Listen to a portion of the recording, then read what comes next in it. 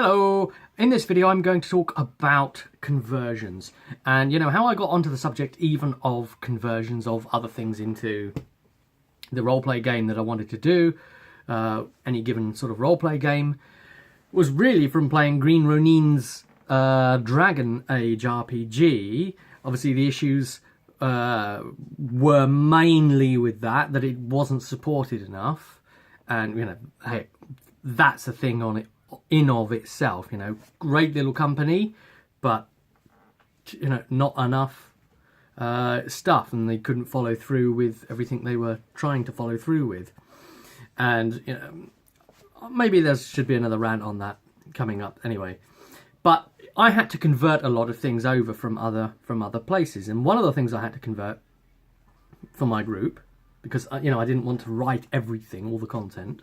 And you should be able to buy sort of written content when it's a developer that states that they are going to be doing original content for it. I mean, some systems, you understand, they won't have any modules or anything like that, so you go in knowing that. But when it's ones where it's like, we have this content and we will do this content, and then they actually don't do it and stuff, you end up finding yourself having to find something to use. I remember I used a lot of the fighting fantasy, the advanced fighting fantasy books, tried to convert those over straight away for a basically for a whole party, and tried to say, oh well, goblins are genlocks and orcs are and this kind of hurlocks, and that kind of thinking, trying to do that.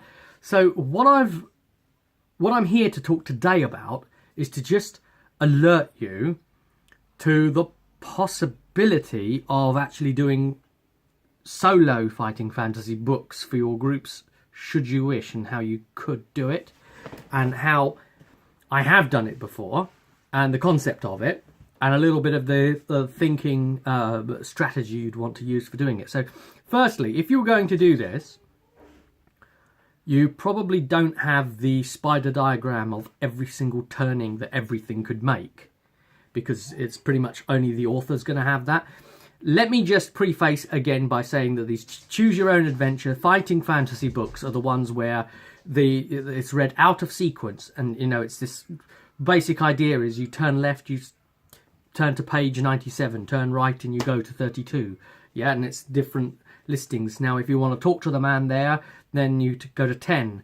If you want to attack him straight away, then you go to 198, and that sort of thing, until you try and get to the end of the game book sort of thing. And the combats are the rolling the dice from the stats and this that idea. But anyway, you can take something like that, but you don't have the full solution necessarily in front of you. And so if you don't have the full solution in front of you, there's the danger of maybe tripping up into some of those weird places where you find the restrictions that are in those game books that you wouldn't find for a group. Things like you've walked down this passage, but actually the group have decided, do you know what, we're going to go back and go the other way, and they would be able to, but the book wouldn't facilitate it. It doesn't have sometimes it does, but sometimes it doesn't. You see, so if you want to have all of that, the first thing you're going to need is a willingness to run it live and sort of live convert as you go. So you need a sense of the system you're playing. So I'm pretty new to D&D, and as such, I don't yet have that sense of the system. Now, I had the sense of the system to be able to run Dragon Age with pretty much no prep for a player, and do one of those fighting fantasy books just kind of off the cuff and just firing it out there and auto-converting. Okay, it's a such and such, we'll make that quickly, blah! And all you need is a few key stats, really. You don't need to stat the whole thing out even. Just its key kind of, you might need its constitution, you might quickly need its, whatever its attack basic stats are, and whatever its damage does, and just like a couple of little one or two hooks that it might do for special stuff. In the case of, say, Dragon Age, it would be the things like the stunts, it might have a unique stunt or something that it can do, or whatever. And you can get that pretty quickly, but so you have to be comfortable with the thing to some extent. You have to be ready to map it yourself as you go. So you would be basically drawing these lines, left you draw a line, right you draw a line, and you draw the number and into everything and into these little circles, you know. Make this little sort of bubble map as you go, and then that way you can, you know, if you could even write sort of down where things were, like this is the, I don't know, orc encounter or something like that, or you could say this is the river. If it was something like a river, you could maybe draw a little river in. That would be okay. And just little aids to remember where everything is as well, but they're all numbered, and the point of them being numbered is if the group say, well, actually let's reverse back and try taking that route and going back out through around the system that way, then you can just quickly get onto it and go right straight to that turning there, pointing at it so everyone can see where they are now, like boom, fast forward time and go, and then you just flick to that page that you've already flicked to when they didn't take that route and they backtracked, and then you yeah, okay, so you could move around as if it's a real location. Okay, second thing you want to be conscious of if you want to do this is what some of the monsters are and how they might throw you for a loop. So the one thing I'd advise on this is see if you can find a wiki page for the book you're looking at running. It doesn't just have to be the Jackson Livingstone books. I mean, I say those because that's what I've got the personal experience with, these fighting fantasy books. But, you know, if there's a wiki page for it, if you're lucky, it will have a summary of all the enemies involved in that book. And if it does, what you would do is take a quick cursory glance through it and say, does everything here make sense to what I'm playing? The things that don't make sense, do I have stats for them? Is there something I could reskin and use as them, just reskinned? Is it something I could reskin and take that away and add something else to make it more like the thing I'm trying to make it be? Is there an easy way to do it? Is there something else? And maybe if there's like 2 or 3 or 4 things, depending on how much time you've got, you might want to give those things in particular your own little touch of specialism, you know, your own little creation. But that is, of course, is about how comfortable you are at the moment to be able to homebrew enemies and such.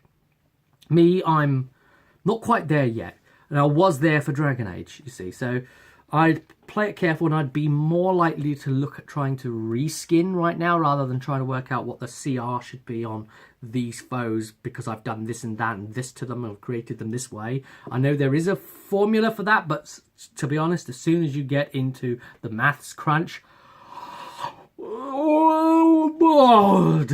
Really bored at that point, you know. I'm not that kind of geek, okay? That's just...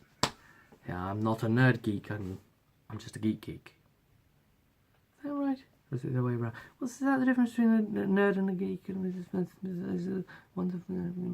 Anyway, I'm one of them, and I'm not the other one. That's the thing, you see. Yeah. Right, so try to get the wiki list down so you've sort of pre-prepared. The chances are you won't need everything on that list. Your group might not run into your precious thing that you've just created, but hey, you know what? You've just created something great, so that when you do actually run something else, you know, it's in your file, and you might be able to actually say, well, heck, I can actually put this thing in now or anymore. Or, you know, when you're actually doing your own adventures or something, you've got that as part of your repository of goodness, your own personal bestiary.